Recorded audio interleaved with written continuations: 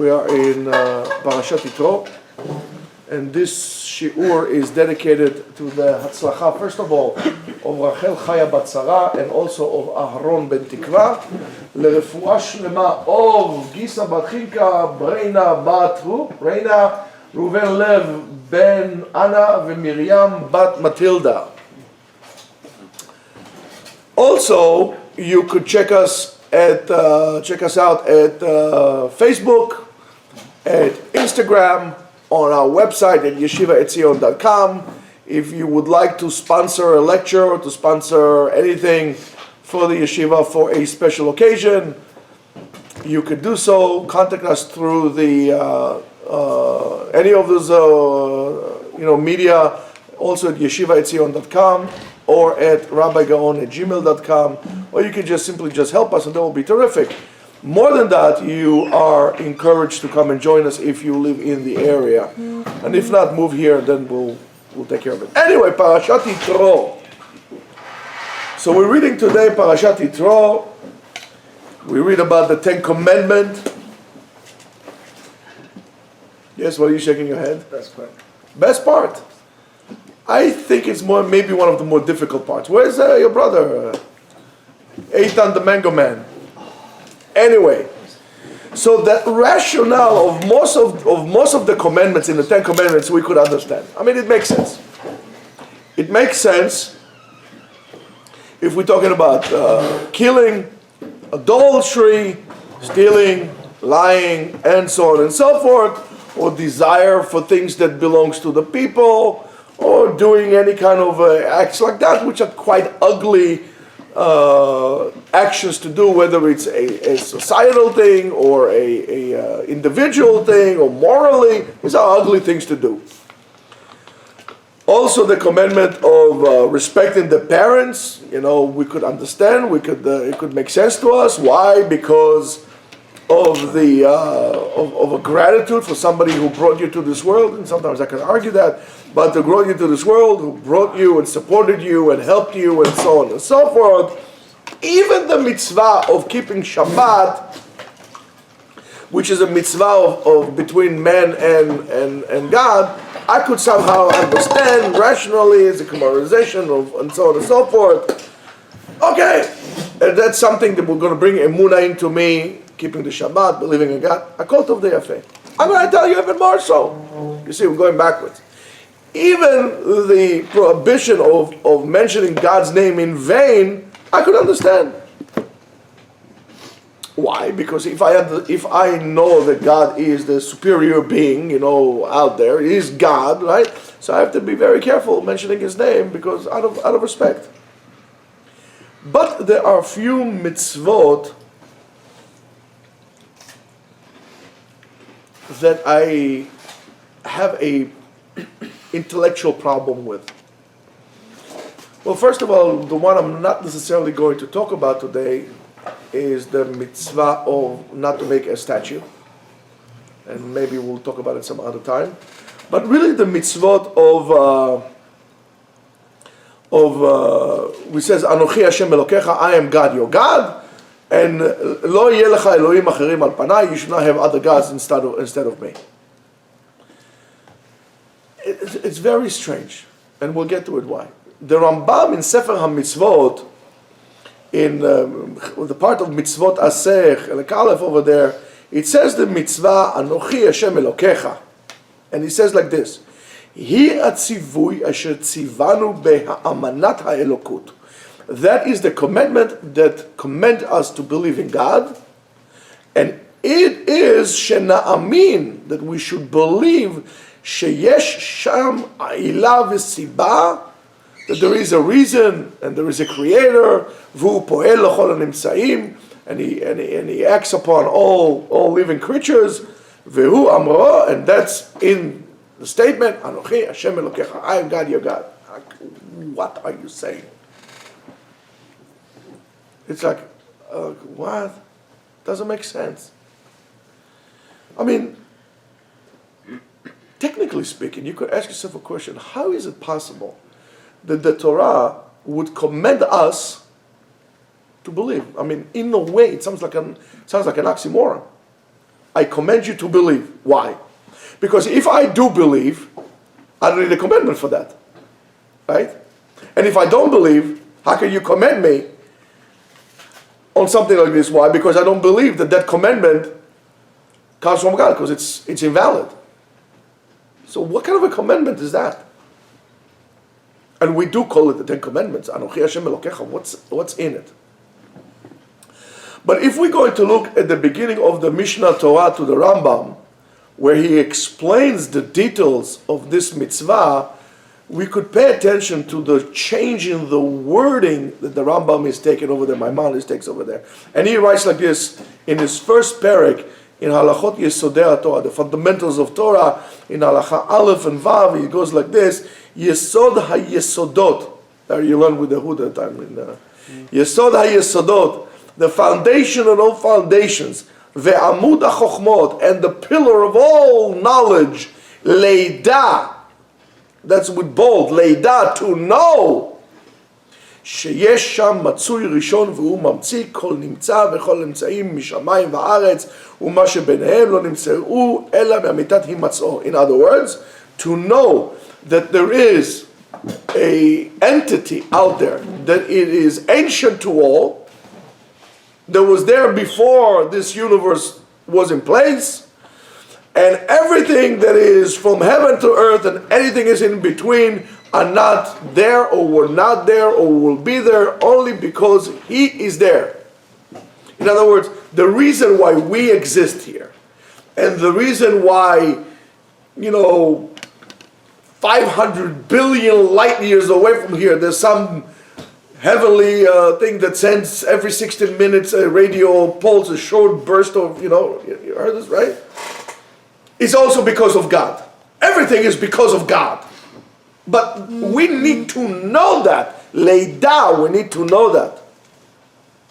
Ve'im ya'aleh al hadat, and if you would think shehu eino matzui, and davar acher yechol leimatzot, and if you think that God is not there, therefore nothing could exist if God is not there. Of course, this kind of wording by the Rambam puts scientists and all kind of other people into tremble and so on and so forth. But as I said to you early in the morning, they can take cold showers, they can drink cold water, and they can put ice packs, whatever they want. But in other words, chill out. I don't really care what you think. I'm not here to appease you. I'm here to tell you the truth. And if you again would think that everything else is existent without HaKadosh Baruch Hu, הוא לבדו יהיה מצוי ולא יבטלו לביטולם שכל הנמצאים צריכים לו, because it's impossible. Why? Because every part of creation needs God there. והוא אינו צריך להם, and he doesn't need anything from you, nor he needs you.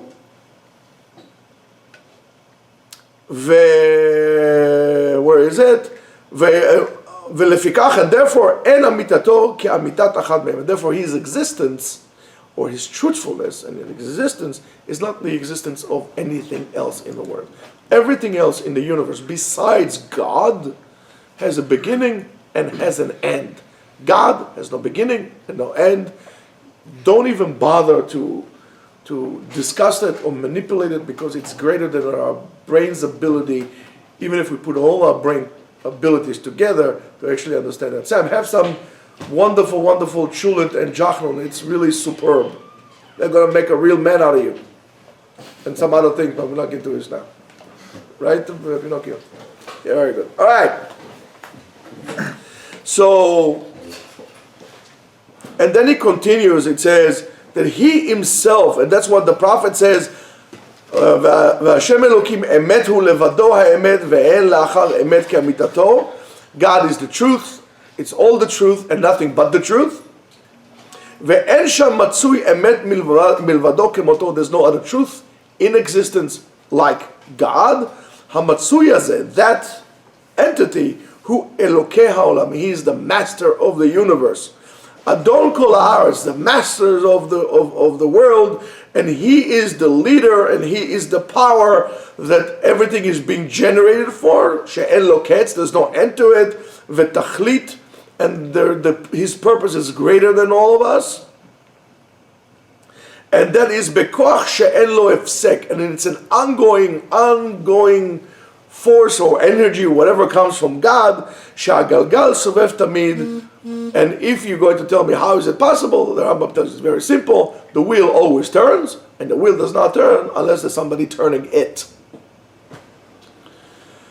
So vehu baruch hu, and Hakadosh Baruch Hu spins it out belo yadu belo guf. He makes everything move without even a hand or without even a body.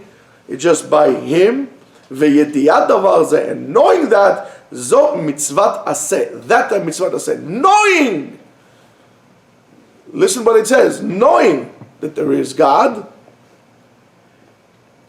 and that's the mitzvah shene'emar, Ani Hashem Elokecha, I am God your God, ve'kol ha'maleh al da'ato, and everybody that thinks sheyesh sham Eloah acher, that there is another God, or there is another power, or there is another entity, chutz mizeh, besides that, over belo ta'aseh, violates the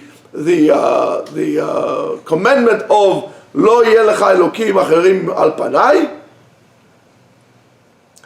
and this is v'kofer ba'ikar, and he's the ultimate heretic.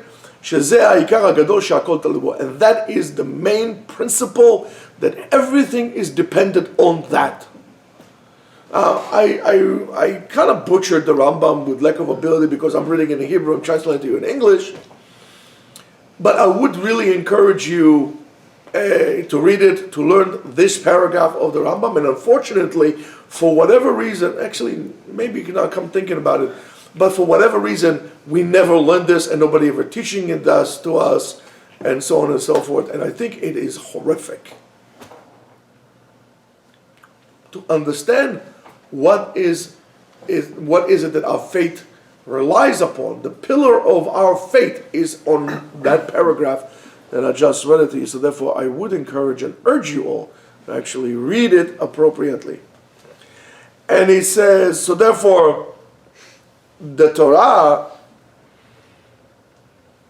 itself, so, if you pay attention to the Rambam does not say that there is a mitzvah, the commandment to believe in God, but rather he says there is a mitzvah to know God.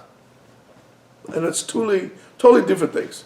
In other words, we have to know that there is God, and He is the only God.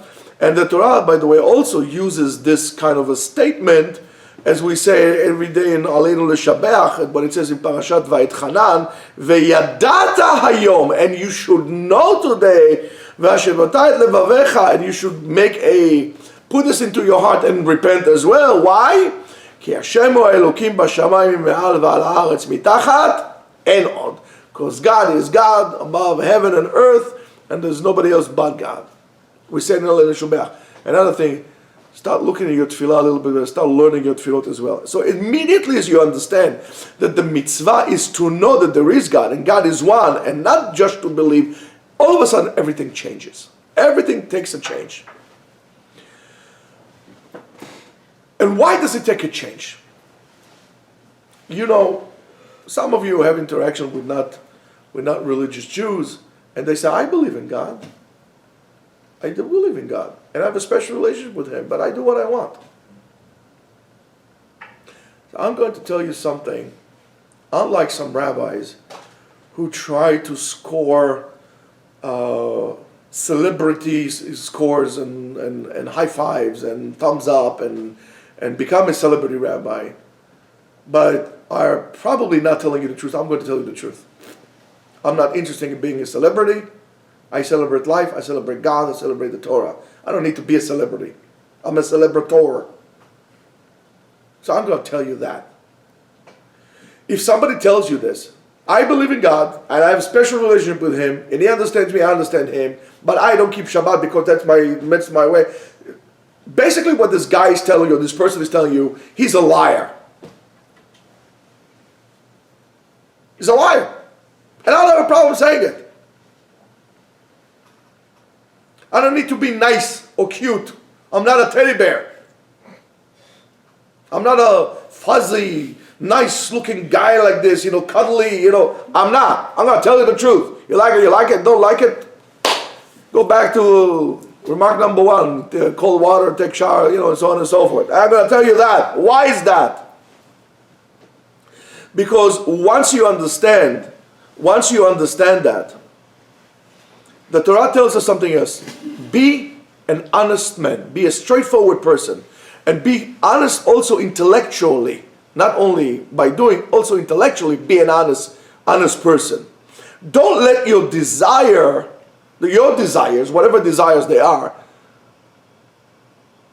to go opposite of the truth. Or to deny the truth to that matter. If you're going to be intellectually honest, you're going to come to the conclusion that there is a God, and that there is only one God. There's no two forces, force of evil, force of good, and they're going to have a battle in Armageddon. That's baloney. That kind of a commandment of I am God, your God, and to know that is in place and is valid even before you know that there is God. You were born into that. It is a moral, rational commandment. In other words, it is a fact. That is a fact. Whether you like to acknowledge the fact, when you choose not to acknowledge the fact, it is a fact. And to deny this fact is to live in a lie. And it is a very bad lie, because you are lying to yourself. You're not lying to anybody else. You're lying to yourself. And you should know that if there is a person who tells you that, as I said to you before, he has a special relationship with God, but therefore he can drive on Shabbat and do all these things he wants to do, and the other person that listens to him says, yes, I understand you, yes, you're right. You know that both of them are liars. And both of them are fools, one lying to each other. And we should tell people the truth. And this is our job, to tell people the truth. And to be honest with them intellectually as well. Not only honest like this, intellectually as well. Now, the Maisa speaking, also in a certain Dibrot, we're also talking about Yediah, about knowing. Anochi Hashem Elokecha, how? Asher hotziticha mi'eretz Mitzrayim, which I took you from the land of Egypt. HaKadosh Baruch Hu says, you already saw my power. You already saw my abilities. You already saw what I'm capable of doing. And because of that, you know that I'm God.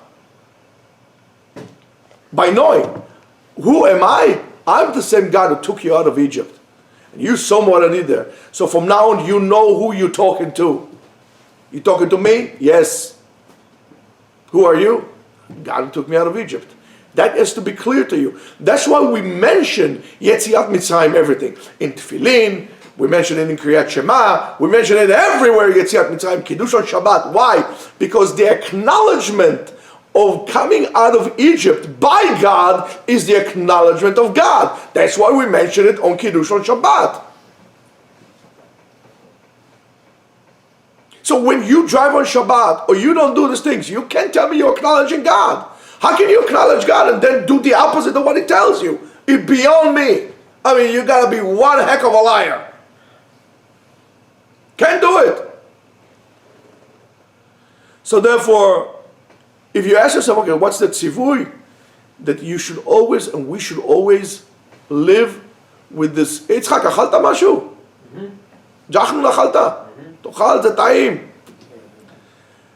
To always stay with this and to live with this rational awareness that God is God. In other words, don't let your senses or don't let your desires confuse you, or then fall in your own trap. And a lot of people would ask, or asking, how is it possible that the generation of the people in the desert that saw all these miracles and saw all these tremendous miracles really made the chet in the egel, in the golden calf, and in the spies that they sent, or the scout. I hate the word spies, because spies means that we were spying around. It's not really us. We're trying to maneuver. We sent scouts. That's what we said. We didn't send spies. We sent scouts. So, and whatever else they did there. Why? Because a person is sure and most of us are sure, that if we're going to see miracles, we're not going to do any averot in the world. And that's not true. Your ability to do an avera or not to do an avera is dependent on how much you acknowledge God in that particular world, that given moment. The Rambam says, "En adam choteh ela im ken nichneset bo ruach shtut." A person doesn't make an avera unless he becomes incapable intellectually at that moment. In other words, he's a, how do you call it, retard. Yeah, I said that. I don't get politically correct. Clementines, whatever. Don't call it clementines, call it mandarins, like. Man, the generation we at. Anyway, so again, the question is how do we do it like this? So when you do the avera, you say for that moment, for that split of a second, or whatever is the time that you do the avera, you say, "Excuse me, God, right now I'm turning the light off. You don't exist for me." You can say whatever you want. You can call him, but he still exists, regardless of what you do. But for you, in terms of you, that's what happens. So when you do an avera, that's what happens. You disacknowledge God. Because if you understand that shiviti, I contemplate on God, or everywhere I do, how are you going to make an avera? Everywhere God, Kadosh Baruch Hu sees you. So, but it's very easy, right? It's very easy that he's right. And this is all he does the averot because he's sure, that his senses don't lie to him. He's sure that what he sees is right, but that's not the case. Now, that commandment that we have is basically telling us, listen, put a guard, watch out. Don't let your desires guide you. Don't let your desires guide you. Stay in clear awareness that HaKadosh Baruch Hu is around you all the time. And that is called emunah, to believe. Emunah is also from the same word of le'amen, to practice, to work out, and also mishum emun, trust. So I'm going to try to give you, maybe with your permission, a little bit of a different angle, and this is long as the length of the galut, but we'll try to do this. I don't know what I was thinking of was writing that. But let's talk about emun, trust. So trust is a state of awareness that there's no blemishes in it. If I trust you, I trust you. It's 100% I trust you.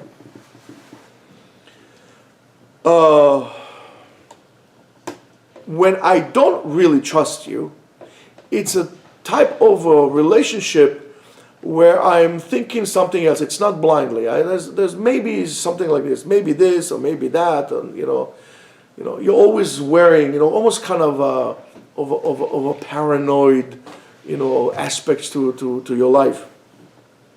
Maybe this guy is cheating me. I don't really trust him so much. So that trust in for example, in Moshe Rabbeinu, was created from this experience that he had, and with the way that Kadosh Baruch Hu spoke to Moshe Rabbeinu all the time.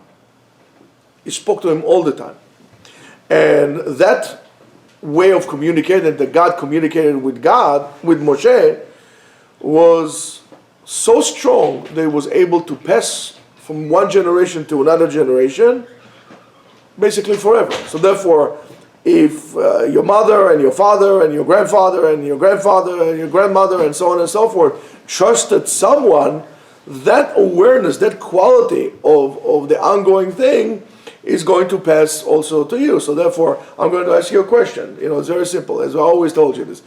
Ask any anti-Semite, right? And I'll tell you one thing for sure: Jews are not stupid. They're wise, they're sneaky, they're foxy, whatever you want to say.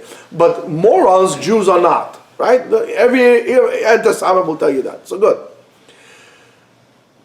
So my father did not lie to me. My father believed in that, and my grandfather believed in that, and my great-grandfather believed in that, and my great-great-great-grandfather believed that, and his great-great-grandfather, and skipping generations. When did we start lying to ourselves? Basically never. It's an unbroken chain. It's 120-something generations from Matan Torah, counted generation after generation. We all believe in the same thing. That's rooted in our DNA.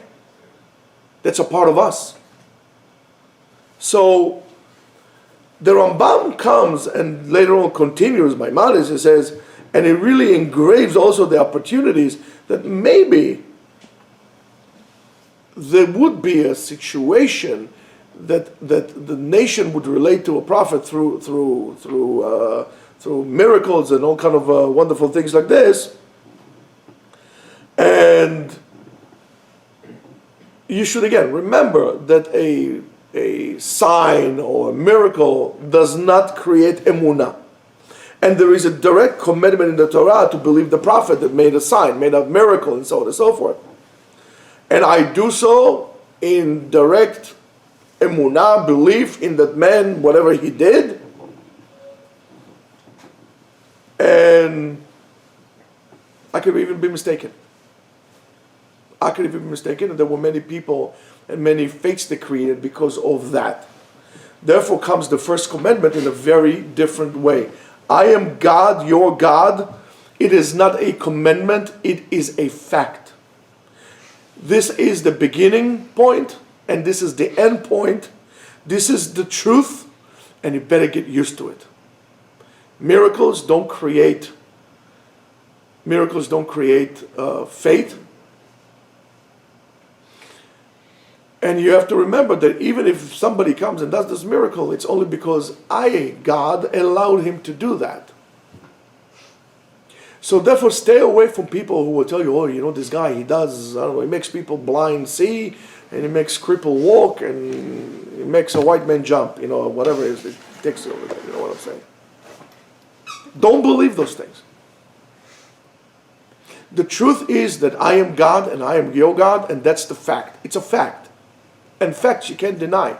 I mean, you could deny, but there will be a stupidity. So Rav Saadia Gaon, in his book Emunot V'Deot, which is a fantastic book, and I think they have it in English as well, and if they do, I would recommend you all to buy it because it would enlighten you about many things. Counts, and it goes like this, those things will lead you to the truth. The different ways in which information are being fed into our awareness, and they create inside of that this awareness that something is real or something is false. And on something that is of that fact, I can build on my view of the world and to act upon it. One of the things that would lead you to that, to live the truth, is trust. And it's very important. And trust is so important in our awareness as humans that without trust, a man cannot exist. Why? Because it says, if not that, we're going to eat each other alive. So we base our relationship on trust. And you see how we made a whole world out of this in terms of whether it's kashrut organizations and so on and so forth. Whatever it is. You give me, you know, my life in Olam Haba is dependent on your kashrut supervision. You tell me it's good, I trust you. And this is how we've been living, Jews, all the time.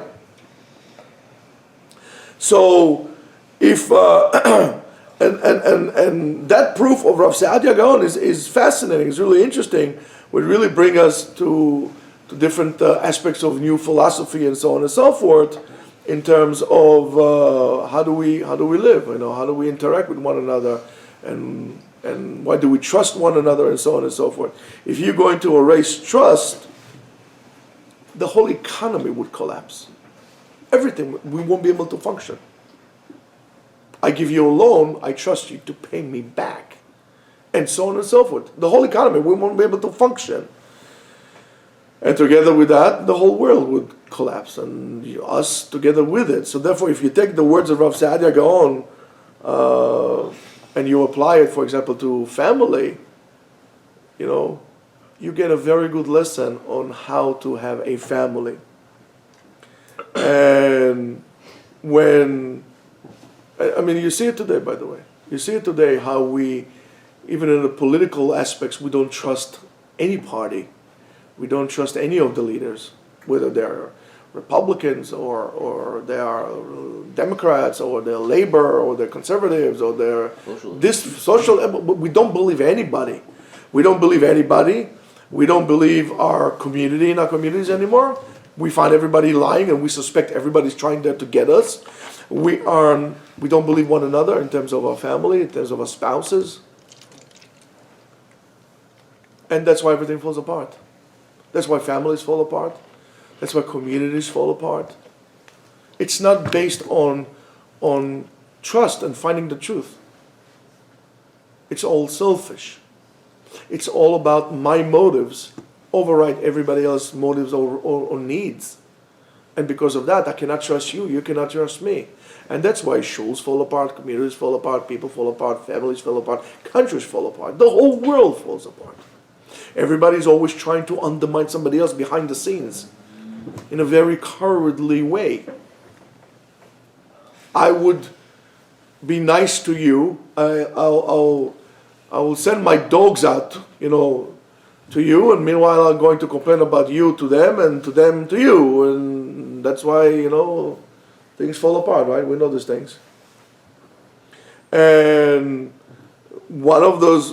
I mean, and because of that, nobody's going to join any kind of communal aspect that is necessary for functioning in life in a community, because if you run a charity organization, or you run a tzala, or you run a Tomchei Shabbat, or any other thing like this, and I don't build it on trust, so therefore I'm not going to join you because you probably have something personal about it, and then our community doesn't have anything of any project of chesed being built.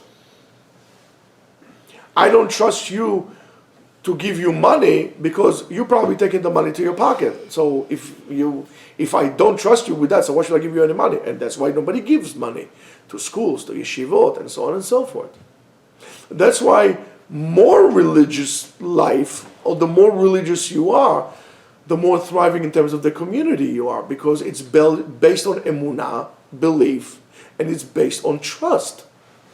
Again, if I'll go to hell or go to heaven is dependent on you, I better trust you. And that's, for example, kashrut organization.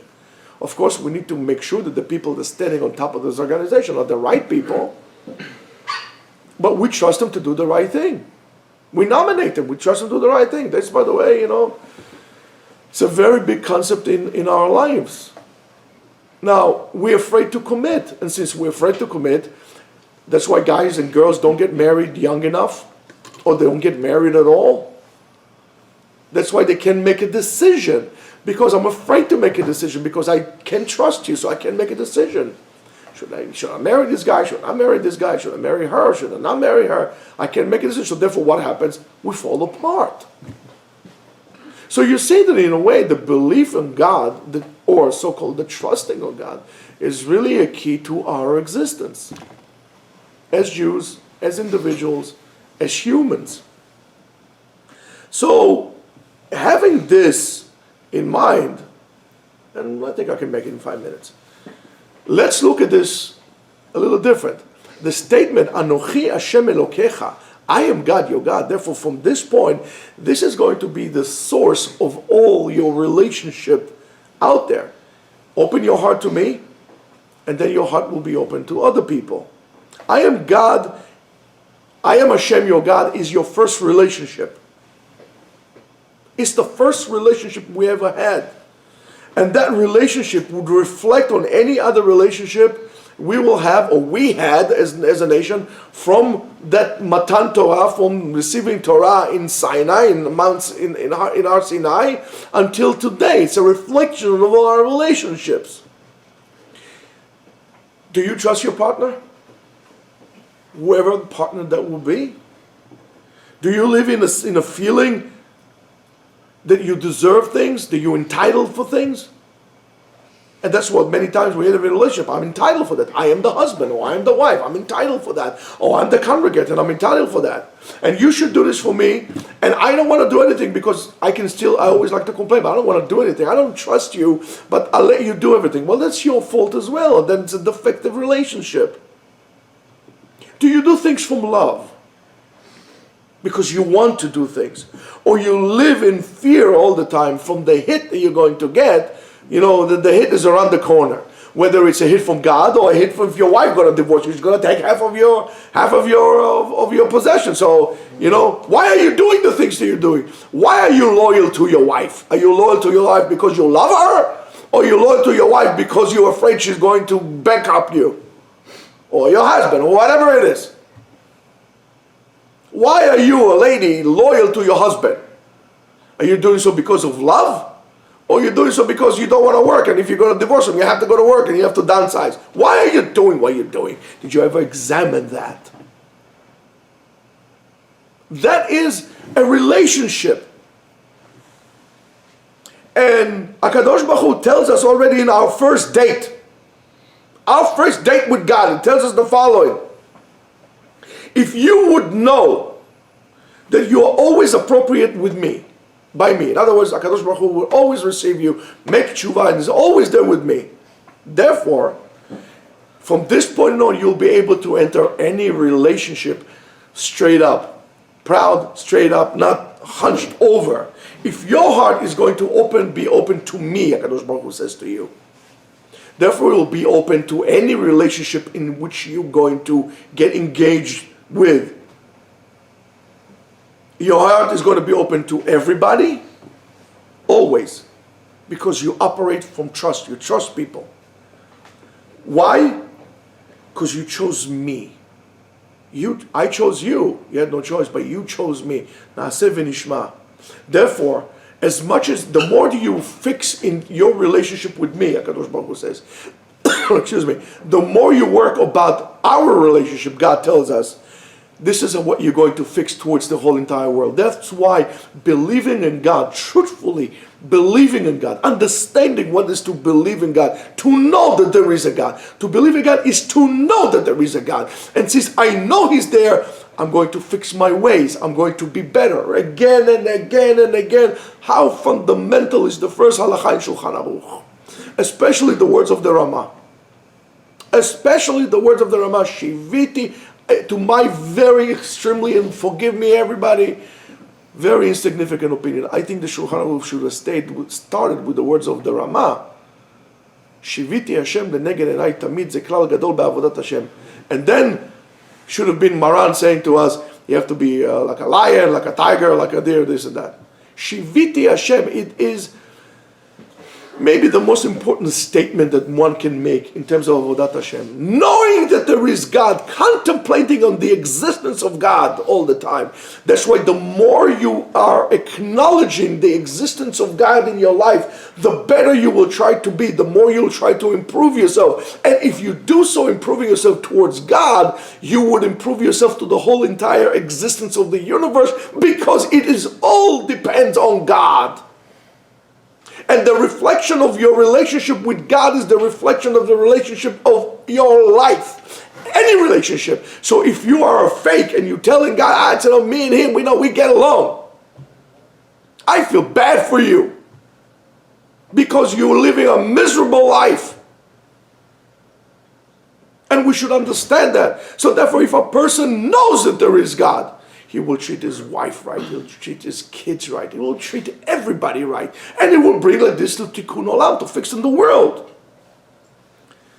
So if we will look at the last pasuk, I told you already on Parashat and Sefer Dvarim, if we would see at the last pasuk that we brought from Parashat Vayitchanan, we see exactly that this is the idea in the commandment, Veyadata hayom ve'yashevetcha el levavcha ki Hashem Elokim. You should bring it into your heart and you should make tshuva. Why? Because God is God. Hashem is God. So after I think I'll give you enough proofs to understand, or enough material to work with, I think that it's time for us to do something about it. And I would encourage you all to really, tonight at least, contemplate on that which we just spoke about your relationship with God. How truthful is that relationship? Examine the rest of the relationship in your life, and you'll get a better grasp of the truth you get a better grasp of what does it mean to be a Jew. To believe in God is to know that there is a God. Not just say, I believe, is I know, and there's a big difference. Have a wonderful Shabbat. Shabbat Shalom.